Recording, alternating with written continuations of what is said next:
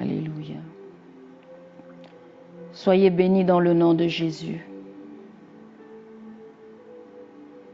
Père, mon âme te loue de ce que tu m'as choisi pour annoncer la justice aux nations et pour apporter la bonne nouvelle jusqu'aux confins de la terre.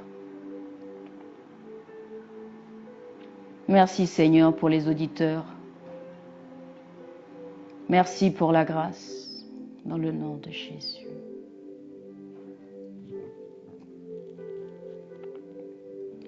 Peuple de Dieu, le thème de ce matin, les normes de moralité sexuelle. Nous allons ouvrir la parole de Dieu dans le livre de Hébreux 13, verset 4. Je lis la parole de Dieu dans le nom de Jésus. Que le mariage soit honoré de tous et le lit conjugal exempt de souillure, car Dieu jugera les impudiques et les adultères. Que Dieu bénisse sa parole. Père, il est écrit dans le livre de Job, verset 31, 10 à 12, que ma femme tourne la meule pour un autre et que d'autres couchent avec elle. En effet, c'est un acte scandaleux, une faute qui doit être sanctionnée. C'est un feu qui dévore jusqu'au gouffre de perdition et qui aurait détruit jusqu'à la racine toute ma récolte. Que Dieu bénisse sa parole. Église, les croyants doivent par-dessus tout être moralement et sexuellement purs. 2 Corinthiens 11, 2, 1 Timothée 2, 5, 1 Pierre 3, 2. Bien-aimés, le mot pur, en grec agnos ou amiantos, signifie être libre de toute souillure relative à l'impudicité. Il renvoie au fait de s'abstenir de tout acte et de toute pensée susceptible d'attirer les désirs allant à l'encontre des vœux de pureté ou des vœux conjugaux d'une personne. Il implique le devoir de s'abstenir de tout acte ou de toute excitation sexuelle qui profanerait la pureté de l'homme devant Dieu. Cela inclut le fait de garder son corps dans la sainteté et l'honnêteté, c'est-à-dire tout ce que Dieu a créé est bon et rien ne doit être rejeté, pourvu qu'on le prenne avec action de grâce, parce que tout est sanctifié par la parole de Dieu et par la prière. Amen. 1 Thessaloniciens 4, verset 4. Oui. Et de ne pas le livrer à une convoitise passionnée. Cette instruction biblique s'applique aux célibataires comme aux personnes mariées. En ce qui concerne l'enseignement biblique relatif à la moralité sexuelle, il convient de noter les points suivants. L'intimité sexuelle n'est réservée qu'aux relations conjugales. Il n'y a que dans ce cas-là qu'elle est bénie et approuvée de Dieu, car il est écrit « C'est pourquoi l'homme quittera son père et sa mère, et s'attachera à sa femme, et ils deviendront une seule chair. » Genèse 2, 24. Que Dieu bénisse sa parole. Oui, au commencement, Dieu a institué le mariage et la cellule familiale comme la première et la principale institution sur la terre.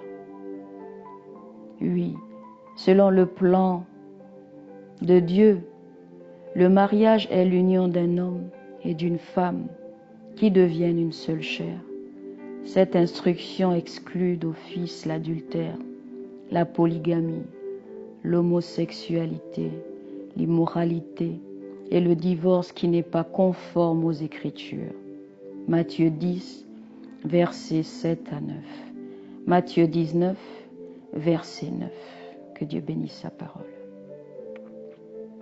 Cantique des Cantiques nous interpelle en disant « Je vous en conjure, filles de Jérusalem, par les gazelles et les biches des champs, ne réveillez pas l'amour avant qu'elle le veuille. » Cantique 2, verset 7. Amen. Cette phrase apparaît à 3 reprises dans le Cantique des Cantiques. Cantique chapitre 3, verset 5. Cantique chapitre 8, verset 4. Cantique chapitre 2, verset 7. Oui, un rappel, une alerte. Amen. Elle est prononcée par la bien-aimée et se réfère à l'intimité physique entre elle et sa fiancée. Elle ne veut pas d'une intimité entre eux avant le moment propice, c'est-à-dire avant que Salomon et elle ne soient mariés. La Bible ne permet les relations sexuelles qu'entre mari et femme. Amen. Cantique des Cantiques, au chapitre 4, verset 12 dit « Tu es un jardin fermé, ma sœur. Ma fiancée, une source fermée, une fontaine scellée. » Alléluia. Les 3 métaphores employées dans ce verset montrent que la Soulamite avait conservé la virginité. Elle avait conservé sa virginité. Elle était restée sexuellement pure dans l'attente de sa nuit de noces. La virginité jusqu'au mariage est l'exigence de pureté de Dieu pour tous les jeunes gens, garçons et filles. Celui qui enfreint cette sainte norme souille son esprit et sa conscience et dévalorise le moment de la consommation du mariage. Dans le cadre du mariage, l'homme et la femme deviennent, selon la volonté de Dieu, une seule chair.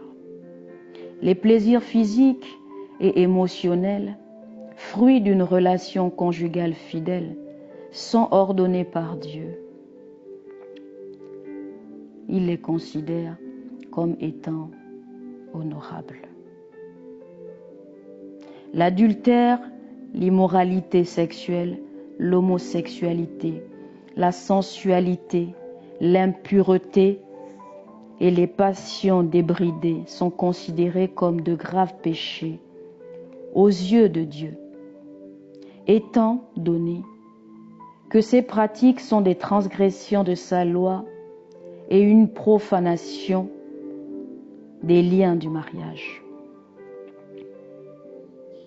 Vous savez, peuple de Dieu, l'adultère est le 7e commandement qui interdit et comprend l'immoralité et tous les péchés sexuels.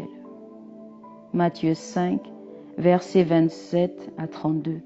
1 Corinthiens 6, versets 13 à 20. Bien-aimés, l'adultère, c'est-à-dire l'infidélité envers son conjoint, est si abominable aux yeux de Dieu que la Bible le condamne. Quelles que soient les circonstances, à ce propos, la parole de Dieu enseigne que, premièrement, l'adultère transgresse la loi morale de Dieu telle qu'elle est exprimée dans les 10 commandements. 2. Dans la loi de l'Ancien Testament, il était puni de mort. Lévitique 20, verset 10. Deutéronome 22, verset 22. 3. Il entraîne des conséquences permanentes et sérieuses. 2 Samuel 11, verset 1er à 17. 2 Samuel 12, verset 14, Jérémie 23, versets 10 à 11, 1 Corinthiens 6, versets 11 à 18, pour le restant de sa vie. Quiconque commet l'adultère en portera la honte. Oui, pour le restant de sa vie. Proverbe 6, versets 32 à 33. L'adultère est un péché encore plus odieux lorsqu'il est commis par les dirigeants du peuple de Dieu. Quand ces derniers commettent ce péché, c'est comme s'ils méprisaient la parole de Dieu et le Seigneur lui-même. 2 Samuel 12, versets 9 à 10. Ceux qui se disent chrétiens et se rendent coupables, qui se disent chrétiens, ne peuvent pas être choisis pour diriger l'Église ou continuer à occuper un tel poste de responsabilité. Oui. Remarquez comment, dans l'Ancien Testament, l'adultère a envahi le pays sous l'influence des prophètes et des sacrificateurs impies. Jérémie 23, versets 10 à 14. Jérémie 29, verset 23. 5. L'adultère et la promiscuité sexuelle chez les dirigeants et les membres du peuple de Dieu découlent directement de l'adultère spirituel, c'est-à-dire de l'infidélité envers Dieu. Osée 4, versets 13 à 14. Osée 9, verset 1er. 6. L'adultère est un désir du cœur avant de devenir un acte physique. Dans la Bible, la convoitise sexuelle est clairement considérée comme un péché. Job 31, versets 1er à 7. Matthieu 5, verset 28. 7. L'adultère est un péché si grave et aux conséquences si dévastatrices qu'il donne à la personne innocente qui était trompée le droit de divorcer. Matthieu 19, verset 9. Marc 10, verset 11. 8. L'immoralité sexuelle pratique au sein de l'Église doit être disciplinée. Elle est intolérable. 1 Corinthiens 5, versets 1er à 13. 9. Les adultères impénites n'hériteront pas le royaume de Dieu. Ils seront à jamais séparés de la vie et du salut qu'offre Dieu. 1 Corinthiens 6, verset 9. Galates 5, versets 19 à 21. 10. L'adultère et la prostitution sont des termes utilisés pour décrire l'Église apostate et l'abomination qu'elle engendre. Apocalypse 17, versets 1er à 5. Oui, Apocalypse 17, verset 1er. Oui, Église, ces péchés sont sévèrement condamnés par les Écritures. Proverbe 5, verset 3 dit « Car les lèvres de l'étrangère distillent le miel, et son palais est plus doux que l'huile, bien-aimé. » Ce proverbe nous met régulièrement en garde contre les caractères destructeurs de l'immoralité sexuelle. Salomon insiste sur le fait que si les plaisirs immoraux apparaissent séduisants, le fait de s'y abandonner mène à la ruine. Proverbe 7, verset 14. Et certains autres mentionnent des infractions aux normes que Dieu a établies dans le domaine de la pureté sexuelle et de la chasteté. Voici des versets à méditer et à mettre en pratique pour vous aider à sortir de toute immoralité sexuelle. Proverbe 2, versets 16 à 19. Proverbe 6, versets 20 à 35. Proverbe 22, verset 14. Proverbe 23, versets 27 à 28. Proverbe 29, verset 3. Proverbe 30, verset 20. Proverbe 31, verset 3. Que Dieu bénisse sa parole. Amen. Église, l'alternative à l'immoralité sexuelle, c'est la consécration à Dieu. Proverbe 5, verset 1er. La maîtrise de soi avant le mariage est l'accomplissement du désir sexuel naturel dans une vie d'amour. Bien-aimé, au sein des liens du mariage et dans la sainteté. Car il est écrit, « Bois les eaux de ta citerne, les eaux qui sortent de ton puits. Tes sources doivent-elles se répandre au dehors? Tes ruisseaux doivent-ils couler sur les places publiques? Qu'il soit pour toi seul un nom pour des étrangers. Qu'il soit pour toi seul et non pour des étrangers. Que ta source soit bénie et fais ta joie de la femme de ta jeunesse, etc. Vous pouvez continuer le chapitre 5 du livre de Proverbes. Proverbes chapitre 5, versets 15 à 23. Amen. La source de l'amour et de l'affection d'un homme doit être sa propre femme, car il est écrit, tu ne convoiteras point la maison de ton prochain, tu ne convoiteras point la femme de ton prochain, ni son serviteur, ni sa servante, etc. Oui, ce commandement condamne les désirs malsains. Oui, convoiter, convoitiser signifie désirer tout ce qui est illicite ou qui appartient à une autre personne. Bien-aimé, observez que le plaisir sexuel dans le mariage est légitime et constitue un don de Dieu. Genèse 2, verset 25, nous parle de l'homme qui donne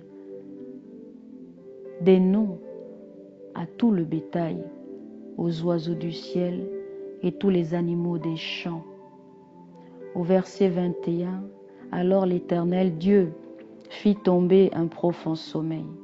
Au verset 22, l'Éternel Dieu forma une femme de la côte qu'il avait prise à l'homme. Au verset 23, l'homme dit, voici cette fois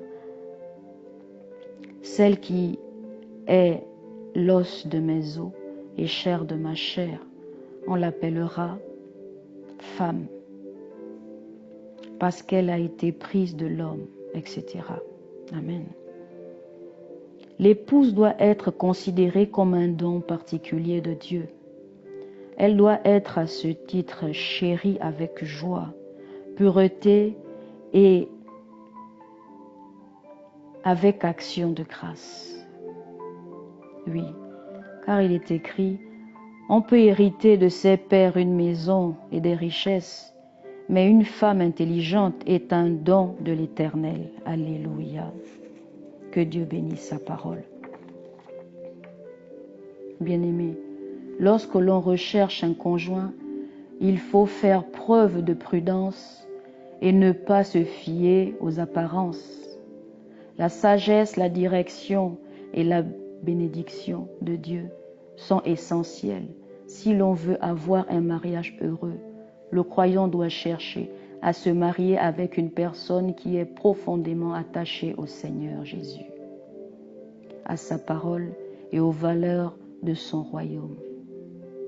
Épouser une personne spirituelle est une bénédiction particulière de Dieu. Oui, Proverbe 18, 22. Celui qui trouve une femme trouve le bonheur, c'est une grâce qu'il obtient de l'Éternel. Alléluia. Oui, Genèse 24, verset 14, nous parle, nous donne une volonté et une prière à Dieu dans le choix.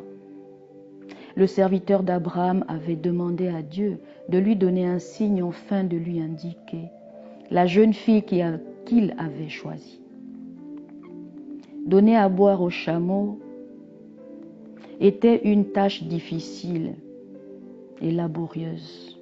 Oui, Église, toute jeune fille prête à s'adonner à une telle tâche serait dotée, sans aucun doute, d'une soumission et de serviabilité et de service. Alléluia. Mais conclure un mariage sans rechercher la direction de Dieu, c'est inviter la souffrance, le regret et le désastre. L'immoralité et l'impureté sexuelle n'incluent pas seulement les rapports ou les actes consommés. Elle implique également tout acte de plaisir sexuel avec des individus autres que le conjoint.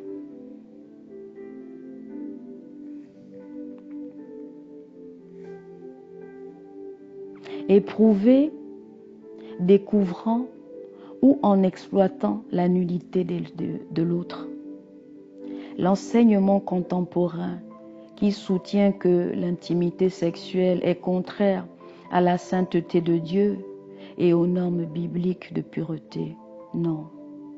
Dieu défend explicitement toute relation sexuelle littéralement, découvrir la nudité d'eux, avec tout individu qui n'est pas également sa femme ou son mari. Lévitique 18, versets 6 à 30, Lévitique 20, verset 11, Lévitique 17, versets 19 à 21. Des versets à méditer pour une vie de sanctification et de fidélité, bien-aimés. Lévitique 18, verset 6 dit: Nul de vous ne s'approchera de sa parente pour découvrir sa nudité. Je suis l'Éternel. Amen. Cette interdiction touche en réalité au domaine sexuel dans son ensemble, y compris aux actes qui ne détouchent pas sur des relations sexuelles.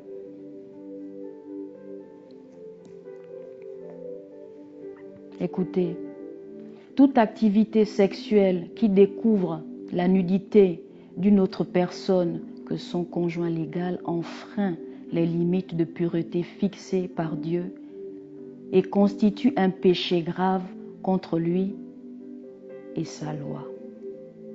Pour ce qui est de la sexualité en dehors du mariage, le croyant doit faire preuve de tempérance, justifier l'intimité sexuelle avant le mariage au nom de Christ et ce sur la base d'un engagement véritable d'une personne envers une autre, compromet de façon flagrante les 5 critères divins avec les voies impures de ce monde et de ce fait justifie l'immoralité.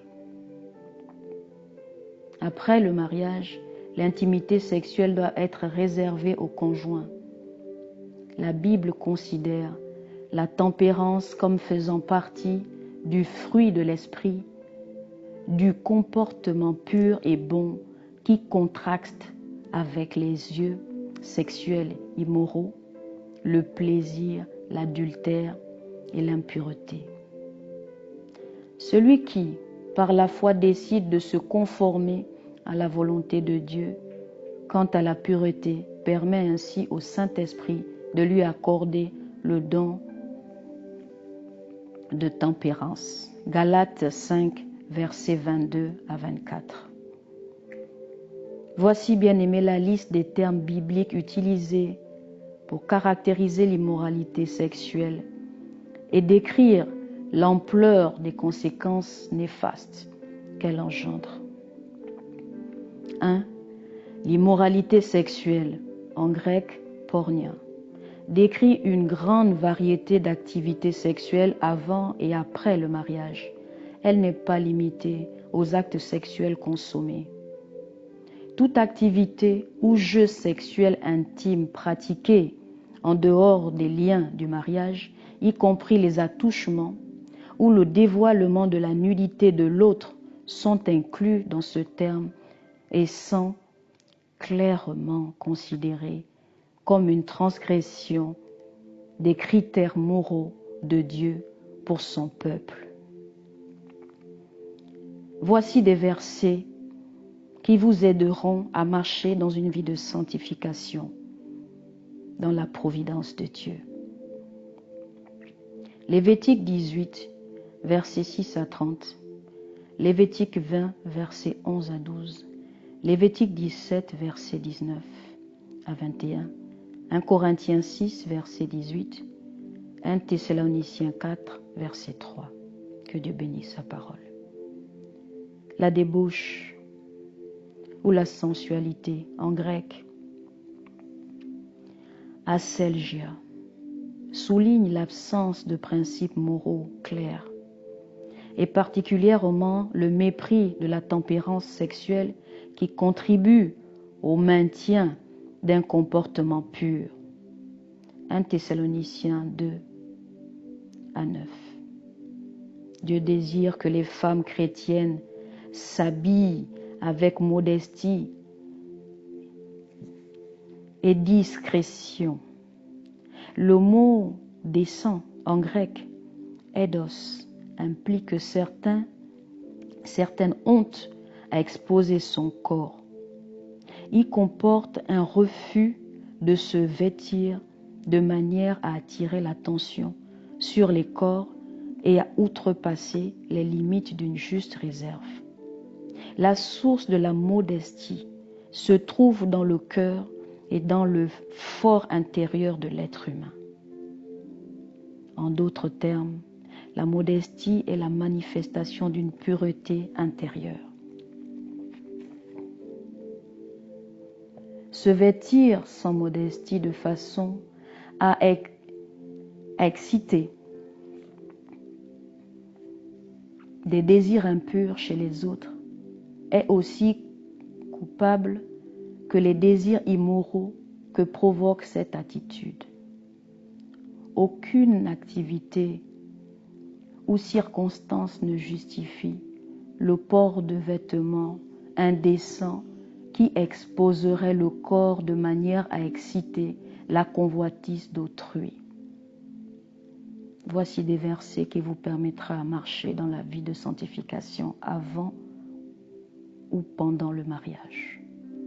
Galates 5, verset 13. Éphésiens 4, verset 27. Tite 2, verset 11 à 12. Matthieu 5, verset 28. Que Dieu bénisse sa parole.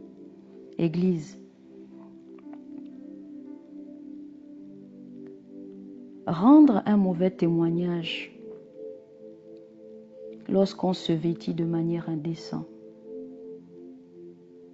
Oui, c'est choisir d'ignorer la norme biblique concernant la modestie vestimentaire et que les coutumes du monde sont passives, adoptées en son sein.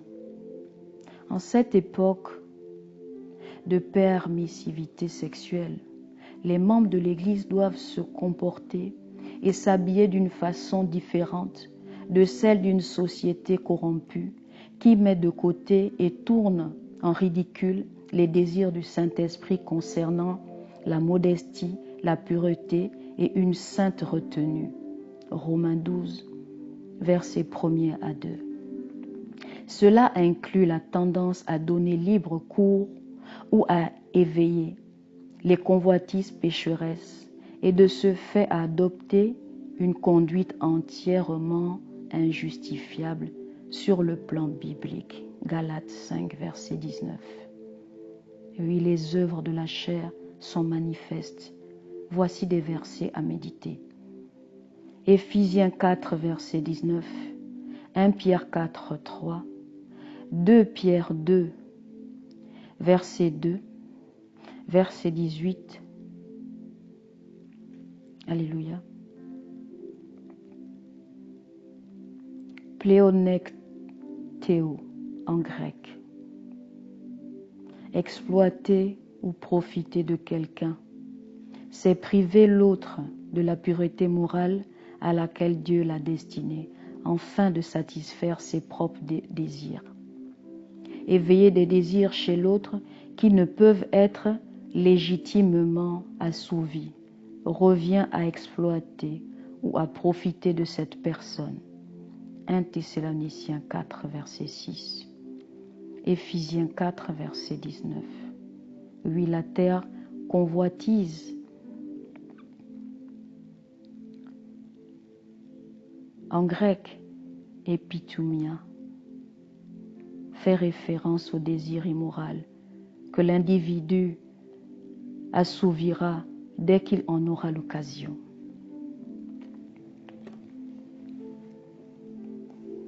Oui.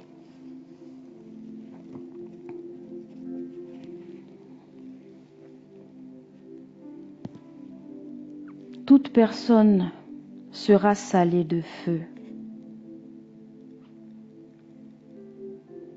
Quiconque divorce pour des raisons qui ne sont pas bibliques, pour ensuite se remarier, pêche contre Dieu, parce qu'il commet un adultère. Malachie 2, verset 14. Matthieu 19, verset 9. 1 Corinthiens 7, verset 15. En d'autres termes, le divorce n'est pas nécessairement reconnu comme étant une chose juste et légitime par Dieu pour la simple raison que l'État ou quelqu'un d'autre ou quelques autres instituts humains le légalisent.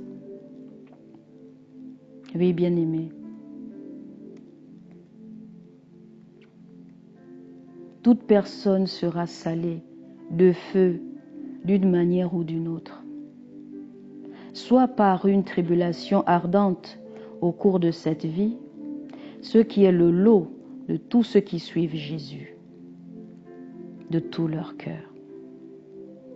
Luc 14, versets 33 à 34.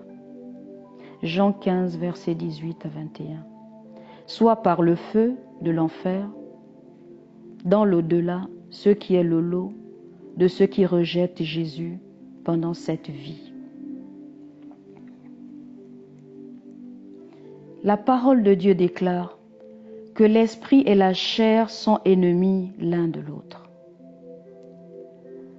Oui, je viens dans le nom de Jésus-Christ crucifié toute chair à travers ce message et pour lequel je souffre au point d'être enchaîné comme un malfaiteur.